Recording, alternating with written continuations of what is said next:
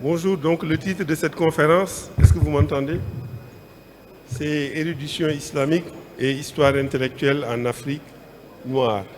Et donc j'ai commencé par vous montrer ce building qui est un building de la Cité universitaire internationale où j'ai habité lorsque j'étais étudiant en France dans les années 80. Et ce building avait été construit au sortir de la Seconde Guerre mondiale et a eu plusieurs dénominations. D'abord, il s'appelait Maison de la France d'Outre-mer, ensuite Maison de l'Afrique, ensuite Résidence Lucien Paille. Donc, cette résidence est un observatoire des circulations étudiantes et du militantisme politique entre la France et ses anciennes colonies africaines, et aussi un espace vigoureux d'échanges intellectuels. Donc, Paris, un demi-siècle avant ma génération, donc, était aussi un foyer d'un panafricanisme émergent où, au contact des intellectuels de la négro-renaissance de Harlem, les étudiants noirs d'Afrique, des Antilles prennent conscience de leur identité et s'organisent face au colonialisme. Donc c'est dans ce creuset que naît le mouvement de la négritude porté par le président Senghor et Césaire. Et avec l'expansion de l'éducation occidentale en Afrique, il y a eu la création d'un espace discursif d'échange entre intellectuels éduqués en langue occidentale. Alors la question qui se pose est de savoir de quand date cette tradition intellectuelle en langue occidentale en Afrique de l'Ouest. Elle date, cette tradition, de Foura Bey College, qui est un collège qui avait été fondé en 1827 par l'organisation missionnaire Church Missionary Society pour former les enfants d'esclaves africains affranchis au métier d'instituteur, de catéchistes et de membres du clergé. Donc c'est la première école à proposer un enseignement en langue occidentale et ça date exactement de 2 siècles. Les écoles inspirées de Foura Bey College dominent aujourd'hui le paysage éducatif africain et ceci est une conséquence notable, n'est-ce pas, de la colonisation occidentale. Après la conquête coloniale au tournant du XXe siècle, l'État colonial et les missions chrétiennes, n'est-ce pas, ont joué un rôle déterminant dans la promotion de l'éducation occidentale en français, en anglais, en portugais, en espagnol. Et de tout cela est né ce qu'on appelle une bibliothèque coloniale, un ensemble d'écrits en langue occidentale qui, n'est-ce pas, véhicule un ordre épistémologique occidental. Seulement, comme le fait remarquer Ali Mazroui, n'est-ce pas, la culture africaine contemporaine est une fusion de 3 influences majeures: les traditions indigènes africaines, l'héritage islamique et l'héritage colonial. Maintenant, c'est cette synthèse qui façonne l'identité africaine moderne à travers des tensions et des adaptations uniques. Donc, il y a en Afrique la coexistence de plusieurs espaces de sens, de plusieurs bibliothèques, de plusieurs types de savoirs, dont la bibliothèque islamique, donc, qui a été occultée pendant longtemps dans les débats sur la production du savoir en Afrique, en langue occidentale. Maintenant, ce que je ne savais pas quand j'étais à Paris, c'est que 7 siècles avant la création de cette maison d'Afrique, des étudiants africains allaient étudier au Caire et il y a une résidence qui avait été créée au Caire en 1258 au profit des étudiants d'Afrique centrale. Donc, 7 siècles avant que nous, on ait étudié là-bas, les étudiants africains allaient étudier au Caire. Et les lettrés de l'Afrique subsaharienne donc, sont présents comme étudiants et comme enseignants dans des grands centres d'enseignement du monde arabe depuis au moins 8 siècles sans on le sait. Et au XVIIIe siècle, sur les 3 sur les 25 résidences de Al-Azhar étaient réservées aux Africains de l'Ouest. Donc, cette résidence, Riwaq al-Barnawi, pour les ressortissants de Borno et de l'Afrique centrale, la résidence Riwaq al-Dakarina, n'est-ce pas, pour les ressortissants du Takrou, de Sinar et de Darfour, et enfin la résidence Dakarna, Riwaq Dakarna Saleh pour la région du Lac Tchad. C'est dire donc que la tradition intellectuelle islamique date vraiment de très longtemps Et ce n'est pas avec Abdel Nasser que les étudiants africains ont commencé à aller étudier à l'Azhar. On sait aussi qu'au XIIIe siècle, une école avait été créée qui s'appelle Madrasa d'Ibn Rashid, qui est un des monuments les plus symboliques des relations culturelles et religieuses entre l'Afrique subsaharienne et l'Égypte au Moyen-Orient. Et à l'origine, donc au XIIIe siècle, l'empire du Kanem-Borno, qui s'étendait sur le Tchad, le Niger, le Nigeria et la Libye actuelle, était une immense puissance islamique.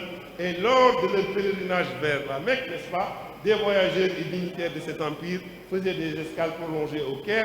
Et donc c'est ainsi que des pèlerins ont donné une somme importante d'argent au Qadi, au grand Qadi Alameddin bin Rashid, qui, n'est-ce pas, a créé, a construit une madrasa pour accueillir, loger et instruire les étudiants et pèlerins venus de leur région. Il y enseigna lui-même, laissant son nom à l'établissement. Donc, cette école était située dans le quartier Hammam el-Riche. Donc, à cette époque, cette zone faisait partie de la Medina al-Fustat, donc le vieux Caire historique.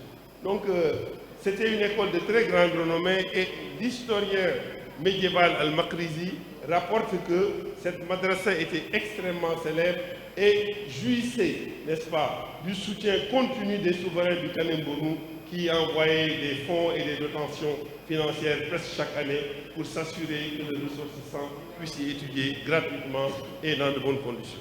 Donc si, n'est-ce pas, on se réfère à aujourd'hui où les pays d'Afrique de l'Ouest sont considérés comme les pays les moins avancés, il y a plusieurs siècles, ils étaient parmi les pays les mieux organisés et les plus riches du monde.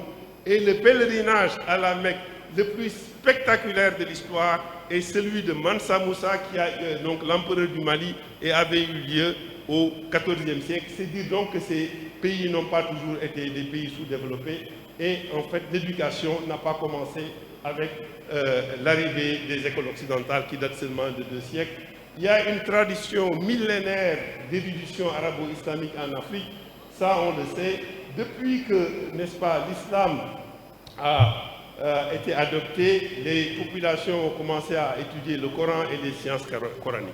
L'historien arabe al-Bakri raconte que dans la capitale, n'est-ce pas, de l'empire du Ghana, Koumbi Saleh, il y avait 12 mosquées et une grande mosquée pour des prières du vendredi au XIe siècle.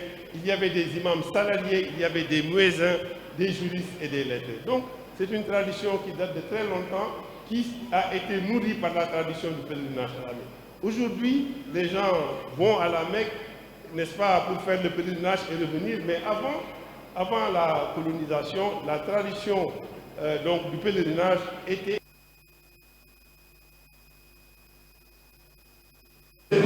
que notre arrière-grand-père, Cheikh Abdallah Niasse, a prise car il a quitté le Sénégal le 16 mars 1891.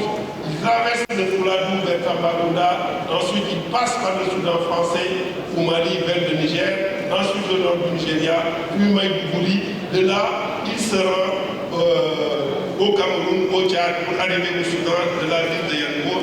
Au Soudan, il traverse la mer Rouge pour arriver à Jeddah. Et à son retour, il est passé au Caire, à Al-Azhar, où, n'est-ce pas, il a rencontré des érudits qui lui ont décerné un certain nombre d'ijazat, de certificats de transmission du savoir. Donc c'est dire donc que son voyage à la Mecque, n'est-ce pas, illustre bien cette tradition d'érudition. Donc on sait qu'il y a certains groupes qui étaient des précurseurs et ont joué un rôle important dans l'enseignement de l'islam dans notre grande région de la Sénégambie, les Berbères Ibadi, les Sanhaja al-Morabites et post-al-Morabites, les Zawaya, les Yahanke et les Foulbé, donc parmi les groupes qui ont joué, ainsi que les Wolof, parmi les groupes qui ont joué le rôle le plus important en matière de diffusion de l'éducation islamique. En commençant par les Berbères Ibadi, ils dominaient la ville de Taher, au sud du Maroc, au début du 9e siècle, lorsque l'islam se diffuse de l'Afrique du Nord vers le Sahara et du Soudan occidental. Et Taher était un important centre du commerce de l'or qui était relié au village du Soudan par une route commerciale. Et les historiens s'accordent sur le fait que les Ibadites furent les premiers à répandre les enseignements islamiques au Sahara et au Soudan.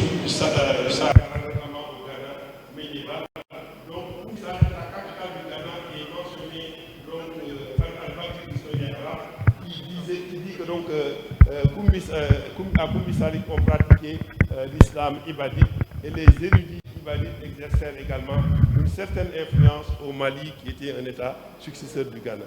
Donc après, un autre groupe important donc, est celui des Berbères almoravides et post-almoravides, donc les Sanhaja. Donc avec l'essor du mouvement almoravide, le savoir va se développer au Sahara à des proportions sans précédent et toute la région fut unifiée autour de la jurisprudence malikite. Et après la chute, n'est-ce pas, des Almoravides et l'avènement de l'État almohade, les Berbères Sanhaja vont perdre leur puissance politique et militaire, mais pas leur ferveur religieuse, n'est-ce pas, par le biais de mariages mixtes et diverses formes d'interaction avec les Arabes. La plupart d'entre eux abandonnent progressivement leur identité Sanhaja pour s'intégrer au groupe des Zawaya et vont jouer un rôle important dans la diffusion de l'érudition islamique.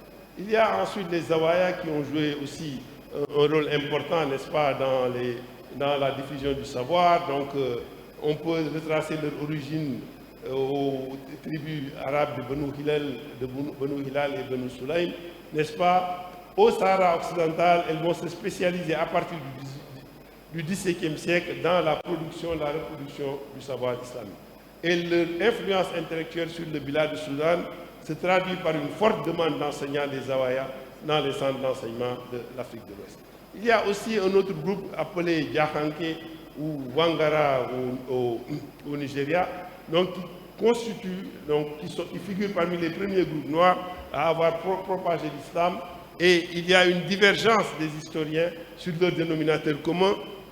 Andreas Manning, par exemple, pense que le commerce et les métiers d'érudition étaient leurs deux caractéristiques principales, alors que Lamine Sané pense que même s'ils ont pu accueillir des marchands au sein de leur communauté, les Djahanké étaient essentiellement des lettrés, vivant principalement de l'agriculture de subsistance. Donc eux aussi, les Djahanké jouent un rôle important dans l'islamisation et dans la diffusion de l'éducation islamique. Il y a ensuite les Fulbe, n'est-ce pas, on les appelle Peul, tout couleur, Felata au Borno et au Soudan, qui aussi, n'est-ce pas, jouent un rôle important dans la diffusion de l'éducation islamique. Ils sont originaires de la vallée du fleuve Sénégal, mais vont se disperser à partir du XIe siècle jusqu'au XIXe siècle sur toute la ceinture sahélienne. Jusqu'au XVIIIe siècle, ils étaient principalement des nomades pasteurs, mais à partir du XVIIIe siècle, nombre d'entre eux se spécialisent dans les métiers d'érudition au point que leur langue était devenue la deuxième langue d'érudition islamique la plus importante après l'arabe. Ils ont donc produit une importante littérature en adjami. Il y a aussi les Wolofs, donc des érudits Wolofs en Sénégambie qui généralement recevaient une concession de terre pour se consacrer à l'agriculture et à l'éducation sous la protection militaire d'un roi. Souvent, ils offraient différents services au roi, notamment des talismans pour le protéger, lui et son royaume. Et donc eux, ces lettrés ont créé beaucoup de villages qui sont devenus des foyers d'érudition, Touba, Taïba Niassène, etc. Ce sont des illustrations de ce type, de village. Donc on avait trois profils de lettrés. Il y avait, tous n'étaient pas bien sûr du même niveau. Il y avait des éminents érudits qui comptaient parmi les plus brillants et qui possédaient une connaissance approfondie de toutes les branches du savoir médiéval, du Coran en passant par la géographie et même la philosophie grecque qui parlait couramment l'arabe classique. On les trouvait notamment dans les grands centres intellectuels. Mais il y a aussi un deuxième groupe de lettrés possédant une connaissance conventionnelle du Coran et des textes fondamentaux de théologie. Et enfin des lettrés dont la seule expertise consistait à enseigner la mémorisation du Coran et l'écriture en caractère arabe sans même les comprendre. C'est donc dire que ici, comme partout, il y avait différents niveaux d'érudition.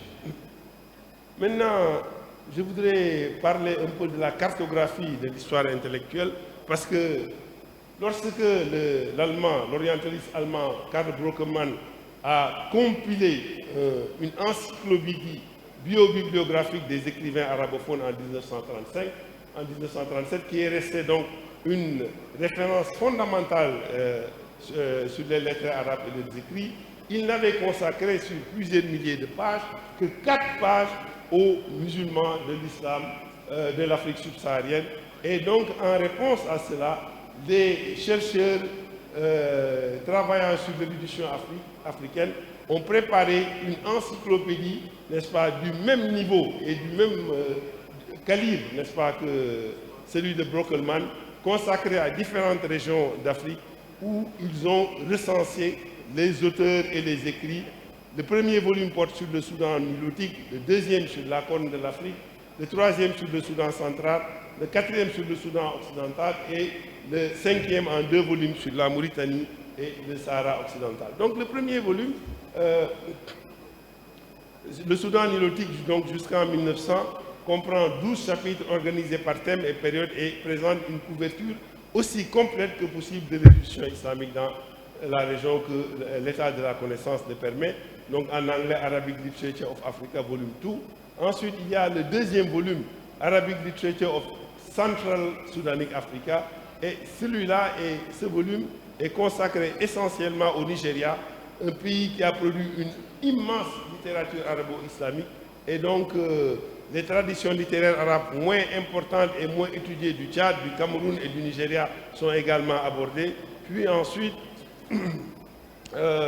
il était organisé de manière chronologique par sous-région et les auteurs sont regroupés au sein des chapitres selon leur affiliation académique et religieuse et des informations complètes fournies sur les manuscrits connus, les éditions publiées et les traductions. On y trouve des index de titres des auteurs, des premiers vers et un index général. Ensuite, le troisième volume, qui est celui des musulmans de la Corne de l'Afrique, donc traite des écrits islamiques du nord-est de l'Afrique en arabe et aussi en plusieurs autres langues comme l'amharique, le tigrinya, le harari et le somali.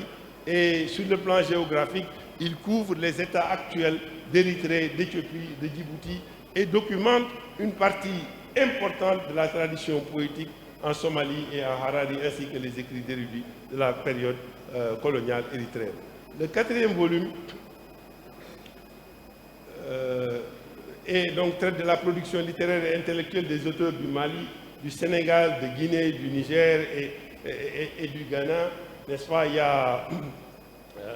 a plusieurs chapitres consacrés au Sénégal et la plupart des lettrés, n'est-ce pas, que nous connaissons de nos grands-parents, de nos arrière-grands-parents, les familles religieuses de Sidi Hadj Malik, de Cheikh Ahmadou Bamba, de Mam Abdoulaye Niass, tous ces gens-là, une grande partie de leur écrit est recensée. Et c'est organisé à la fois sur le plan, régionalement et chronologiquement. Et donc ça, c'est le quatrième volume, où il y a un recensement assez complet, n'est-ce pas, des écrits de ces gens-là.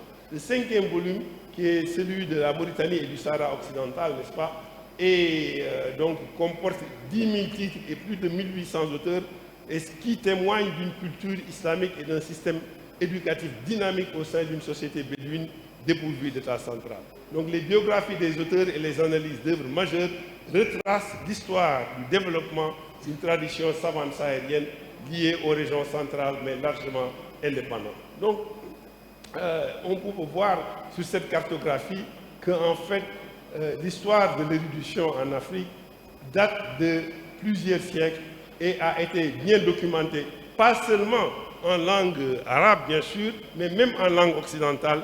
Et cette encyclopédie African Literature of Africa, Arabic Literature of Africa, donc, documente bien cette tradition, propose une cartographie de cette tradition intellectuelle. Mais maintenant, vous me direz, d'accord, maintenant, qu'en est-il du XXe siècle? Certes, l'érudition islamique est attestée par des centaines de milliers de manuscrits, dont certains ont été publiés. Et aujourd'hui, qu'en est-il?